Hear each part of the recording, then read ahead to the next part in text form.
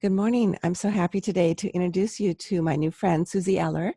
You may have heard of her. She's used to be with She Speaks in Proverbs 31. That's where I met her and heard of her. And I've just recently acquired her latest book on joy, and I can't wait for her to talk about it with you. But first, Suzie, would you please tell us a little bit about your family and your ministry? Sure. I've been writing for over 20 years. So I am most comfortable in my yoga pants, my hair in a ponytail, just putting words on paper. But I'm also a speaker and a podcaster. My most important fact is that I am a gaga to 6 littles, a mom to 3 and their spouses. And I've been married to Richard for a really long time, and I still love him a lot. Oh, that's great. How many years? How many years have you been married? 41. Wow. We were babies. I was going to say, you must have got married at 16 because you look great. Thank you. We were babies. Oh, that's so sweet, though. And that's a legacy in itself. I know It is. the podcast is on legacy, but you just came up with this book on joy. And let me read the title, Joykeeper, 6 Truths That Change Everything You Thought You Knew About Joy. How did you come up with that tagline? 6 Truths That Change Everything You Thought You Knew About Joy. I think, and Sue, you're an author, so you probably understand this. Most of the books that come out, I've walked them and I've lived them. They weren't meant to be books. They were journeys, and they later translated to, hey, come with me and let's walk this together. And I wrote Joykeeper in a season of absolute sorrow. And it was a year, actually ended up being more than a year, that I call scarred. I felt scarred in my heart and scarred in my body. I was scarred in my soul. And I began to reach for joy because joy felt really elusive.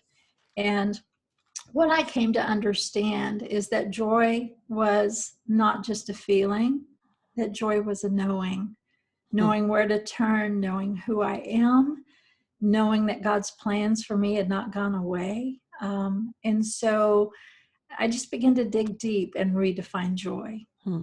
I noticed that because I have begun reading your book, which is great, by the way. I really want to promote it as a gift for yourself. I think we're always thinking in terms this month of giving gifts to others, but the best gift I think we can give others is that we have joy in Jesus. And if you listening today need a little nudge in this direction, please buy one for yourself as well as one for a friend.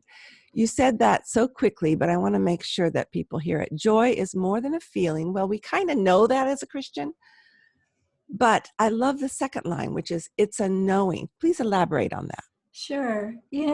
I sometimes when we're in a season where joy feels complex or elusive, we will either beat ourselves up or others will give us these sayings that are supposed to be faith-filled, but they're really pithy. They'll say something like, reach for joy or choose joy. And the reality is that you've gotten up that day and you've been battered, and yet you're reaching for joy with all that you know. And if it's supposed to be just a feeling and you're not feeling it that day, you can walk away feeling that somehow that you have failed or missed God or that he's disappointed in you. And that's so far from the truth, because biblical joy is actually so much deeper than a feeling. And it is joy that will hold you. And one of the most beautiful definitions of joy that I held on to in one of the darkest years of my life is that joy is consciously walking into God's love and care. And there were times I did that day by day, and there were times I did that moment by moment.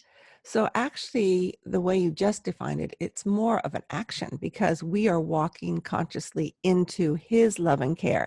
So can you describe how you actually did that at one particular time? Well, sure. So I share this story, and I'll just kind of give a little background. Is I'm a girl whose glasses always half full. I am an optimist at heart. But there are times that we walk into seasons where it feels like every time you take a deep breath and you think everything's going to be okay, that you get hit with one more thing. And that's where I was. And so if I were to try to choose joy when my daughter's battling cancer, when I'm battling cancer, when my son, who I love with all of my heart, has called and says, Mom and Dad, I am in a dark, dark place and I don't know how to get out. And if I'm just going to choose joy in that moment, it's very much like saying to the three men in the fiery furnace when they were in the fire, hey, just choose water. Just choose water. You know? True. But what true. And but what happened in that moment biblically is someone on the outside who saw them in the midst of that fire said, I don't understand it, but there's a fourth in there with them. And he's likened unto the Son of Man. And so what I had to learn to do, and this is not, again, this is not a to-do, this is instead of living for him, I begin to live with him daily, is to choose Jesus. Choose Jesus in that moment. Choose the truth of what I know. Choose the reality that God created me to feel, and that the fact that I was sad didn't disappoint him, but he was a refuge for me to run to and to talk to and to find the strength and the source that I needed in that moment. I think women can be the worst at feeling guilty or false guilt or feeling Yes. shame, because as soon as that baby comes out of the duct or whatever, when we become mothers, I remember my mother saying when Bonnie Sue was probably a day old, like, her feet are really cold. And I immediately started crying because I knew it was my fault that her feet were cold. And also I was hormonal. But I thought, well, we have enough guilt as it is. And I We think do. we can feel shame, untoward shame, not choosing joy, like you were saying, because there's books called Choose Joy. There's conferences, joy conferences. And it's like, well, I can't go to that conference because I'm not joyful. Or that we think we're going to pay a ticket, we're going to come away with joy. And I don't think that's the case. Mm-mm. And No, that's what you've learned. Go ahead. Yeah, we're going to redefine joy. And so I want to talk about, because you went to a really important place there, is that when we feel sad or we feel angry or frustrated or confused or we have doubt, somehow we have associated that with being less than faith-filled. Amen. I love that part in your book. And in our relationship with God, it is an intimate relationship. It is a father-daughter relationship of the most healthy kind. And God not only cares about how we feel, he created us to feel. And those feelings are indicators of where we need him the most. And so when we give ourselves permission to be honest with God, we not only give ourselves permission to be honest with God, we're giving ourselves permission to feel and to heal. And that is powerful. Is if we stuff it down, if we pretend it doesn't exist, if we somehow beat ourselves up or put shame or guilt on top of sadness, it's like carrying this backpack of rocks and we just add one more big old rock to it. And that's not how we're asked to live. But not only that, let's think about this story. When I think about the story of Lazarus dying, and Jesus went to Martha and Mary, and they're in grief, they're in loss. And not only that, they're a little bit miffed because they asked Jesus to come and he didn't come on time. And this is the beauty of this story, is Jesus knew what was just about to happen. He had all the knowledge because he was Messiah. He knew that Lazarus was going to come out of that tomb. He didn't take that time to say, hey, why don't you trust in me? He didn't rebuke them. He didn't say, pull yourselves up by your bootstraps. Buck up, girls. Right. He wept with them. He stepped into their feelings with them and he wept with them. So I would say to that woman who has been associating her sadness with somehow disappointment, invite God into that sadness. He knows what's around the corner. He knows the good that's coming, but he also loves you, and he steps into that sad place with you, and he carries those, and he walks with you, and it lightens our load to allow the Lord to carry the burden he so willingly said he wanted to take from us. What about the woman who is disappointed with God because of what's happened? Sure. I would say that God is big enough Again, go back to that intimate relationship, is that God is big enough for our sadness. I think of David standing in the wilderness, crying out his fears, you know, Mhm. crying out, restore to me the joy of my salvation, or crying out, Lord, I have enemies that surround me. And what was he doing in that moment? He was inviting Jehovah God into that moment with him. And so I talked to someone I knew the other day who said, Suzie, I have doubts. I am so messed up in my faith right now because of all that's going on in the world, and I don't know where to turn. And I'm so afraid that if I go to God and I say to him, I am disappointed or I am mad, I said, that's exactly the place to go. The Mhm. Bible calls him a sacred refuge. Mm. He's exactly the place to go and to share with him, Lord, this is how I feel. This is what's going on in my life. I feel like I get to know God best when I'm in that place, but only if Yeah, I go to him. We don't find out he's our refuge unless we go to him for our refuge. exactly. And even though I never would pray for trials, they come anyway. They do. And that's when we need to step into his presence. I'm all about hospitality and reflecting God's welcoming heart by inviting people to my heart. But I'm just a conduit. We're all just conduits. Your sunlight is so that I can't see it. There you go. I know, I'm Um, changing it.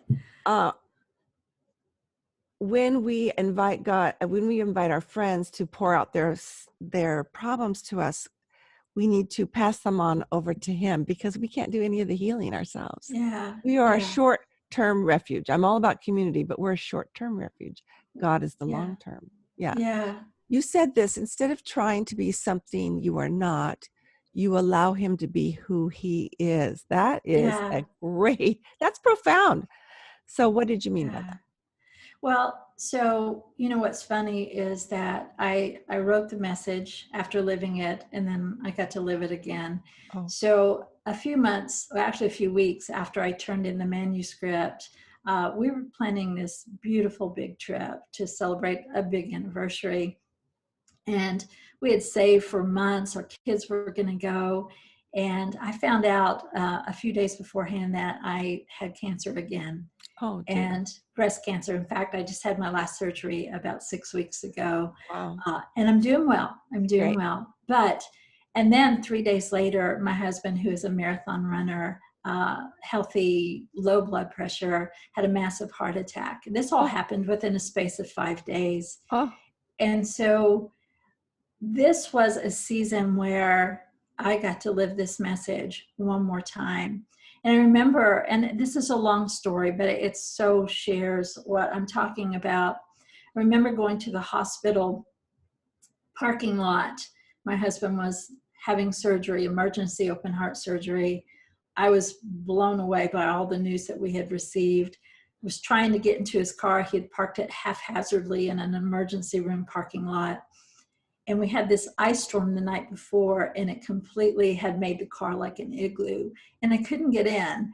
And I finally was able to get into this ice block, and then I couldn't find an ice scraper, which somehow was the last straw. I don't know why, but that yeah. was the last straw. And I began to just wail, um, and just tell her, I don't understand what's going on. This was not my plan. I don't know what to do. I Mhm. don't know if he's going to make it. I don't know if I'm going to go through cancer alone. I don't. And I'm just talking to this Lord in this ice covered Prius in a parking lot. And I feel like that there was a monument. The Bible talks about Mhm. leaving altars or monuments. I felt like there was a monument that was left there that allowed me to say this was an intimate moment Mhm. where I could consciously walk into God's love and care in absolute rawness and honesty. Because when I give myself permission to feel, I give myself permission to begin to heal. And that was a refuge for me in one of the hardest places. Mhm. Um, Thanks for sharing that. Did you feel you learned more or a different aspect of joy the second time you went through this? Or did So it just hammer in what you already knew? it just confirmed it. Okay. It confirmed it. It confirmed those 6 surprising truths, which number 1, God is not disappointed when I'm sad. Number 2, God knows who I'm becoming. The plans that he had spoken over my life had not gone away. They look different. I'm used to standing on a stage and sharing with women. But my calling is not to stand on a stage. My call is to reflect Jesus. Amen. And so I was getting to reflect him in a hospital room instead. Mm-hmm. I was getting to reflect him in a car where I could feel safe with him. I was getting to reflect him to my grandchildren and my children. And so, his plans had not changed for me. They just were different in that season. Mm-hmm. And the third surprising truth is God and I am not. And I'm telling you, that was hammered home over and over again, because the more that we want to be in control, the less in control we actually are, and the more out of control we feel. And so I had to release a lot of things to the Lord in that season.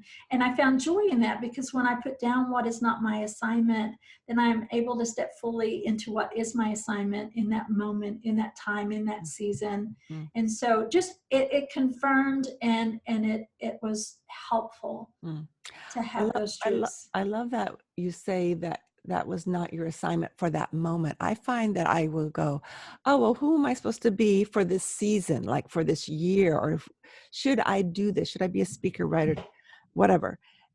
And yet God wants us listening to him moment by moment. And so he's not like jerking us around, but in a sense, he wants us to be untethered from our own goals for ourselves. Yeah. He wants us to be so tethered to him, so that when, as it says in Psalms, that he will guide me with his eye.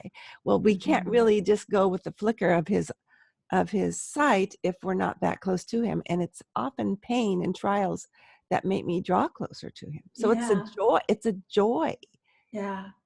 Oh, And this is the thing, is that joy is not just, it's not just something that's elusive in hard seasons, because there are times that when we're in the sweetest season of our life and we're holding on to joy so tightly because we're waiting for the other shoe to drop, that we can't even enjoy that season. Wow. So there's this image that the Lord gave me in the second part of the season. And it's actually, if you look at the cover of the book, you'll understand why it is what it is. But in this second year where I'm walking this message one more time, I was praying one day and I just said, Lord, I'm holding on with all that I know to hold on.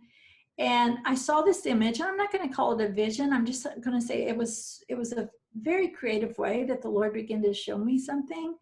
And you can call it whatever you want. But I saw this image of, how a child, when they get a balloon, what's the first thing that's going to happen to that helium balloon? They let go. It's going to go. And then they cry. And then they cry. It's going to go into a tree, or they're going to hold it so tightly that they pop it in their hands because they're afraid of it going.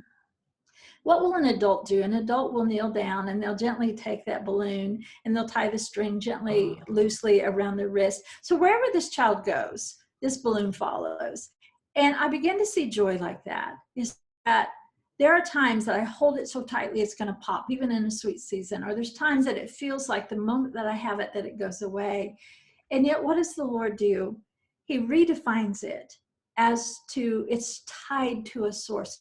It's tied to him. And so he gently ties himself, as we consciously walk into his love and care, around our wrist, around our heart, around our thoughts, so that wherever we go, because we're tied to the source, that joy follows, whether that is into the deepest pits or is that is the highest mountain, that we have access, that we are immersed and tied to that joy because of who he is. I think there's going to be a run on your books after this, but I want to close with this question. You mentioned an 11-minute timer. How did you come up with 11 minutes in your morning time? How is that helpful to you? And another question is, what about the person who isn't in love with Jesus? And yet you're should she still try this 11-minute thing? Can you explain? Absolutely. So, yeah, it seems so random, doesn't it? Yes, it I does. I call myself like hummingbird head. Like if there was something that flitted by right now, my attention would go there. And it's part of what makes me love life and enjoy everything. But it also means that when somebody says to me that somehow I'm going to come to know more about the Lord by following a chart or marking off something, is I realize that when I go to see a friend, I don't usually put a time limit on it, but I do in my heart say, I'm going to say just for a few minutes. And that might turn into something longer, that might turn into something just that short amount of time that I had. So every day I give myself just an 11-minute window. Why I chose 11 minutes, I don't know. I think that it just worked with my attention span. Okay. But to sit down with the Lord and to spend time with him, to read a devotional, to talk to him honestly about my day, to prayer journal, to whatever it is that lights me up, often that turns into something so much more significant. Mm-hmm. And what I would say to the person who doesn't know the Lord is that he knows you. Oh my gosh, he loves you with a love that you cannot even imagine. And so when you sit down with him, not only is it about knowing him, but it's being known by him. And that begins that relationship of just coming to know him and understanding how much he sees you, knows you, loves you, and always has. As you know, Suzie, this is a legacy podcast, and you have so beautifully shared your legacy. Is there anything else you want to add about what you want to make sure that you are passing down to those who know and love you? Sure. Right now it feels like the whole world is on fire. It just does. It's hard. We're going into holiday season where nothing is familiar. And, there's a lot of things that we have put stock in. But what I would say to you is that the greatest legacy that we can give to those around us right now is to simply put all those things down that have held so much value and just love each other and love the Lord. Do that creatively, do that with fun. Let them see that those things are more important than people. And there's a world looking for joy right now. They're looking for people who reflect that, and it's confusing to them from the outside in. So, yeah. Yeah, I've been telling. When this first happened, the shutdown, and people were so worried, I saw them on Facebook, and I thought, well, as believers, I want to be the best example or display of peace. Yeah. And yet we can be the worst within our own families, because familiarity does breed contempt, and I become impatient with my husband. In fact, I was yesterday, I was a little irked with him, and I just got through reading your book, and I thought, okay, Lord, I'm going to come into you with my irksomeness or my irritation. Yeah. And it did help. And also with my pain, I always feel sad when my kids leave after a holiday. Sure. And it worked. Not And like that's it's the deal. a formula. Yeah. Yeah, there's so much grace for that. See, we're human. We're human, and we do feel, and we do. So this is not about being perfect. This is just saying that, there is a source, and it's offered to us willingly. Jesus said, "Come to me, and I will give you rest." And that word, "analpeus," that is and I probably just butchered that, but it simply means that it allows us to sync our heart, our soul, and our thoughts in rhythm with God's, and that's offered to us. Beautiful. Well, on that, thank you so much. I'm going to put all your links and information in the show notes, Suzie. And if you want to send me a recipe, that'd be good too. A good Southern one. I like recipes. Well, I just made some mini fruit pizza tarts, and they are delicious. Wow, and for I would dessert. be happy. Yes, I'd be happy to send that to you. Please do, and we'll put it in show notes. Thank you so much. It's been a delight, and God bless you. Shoot.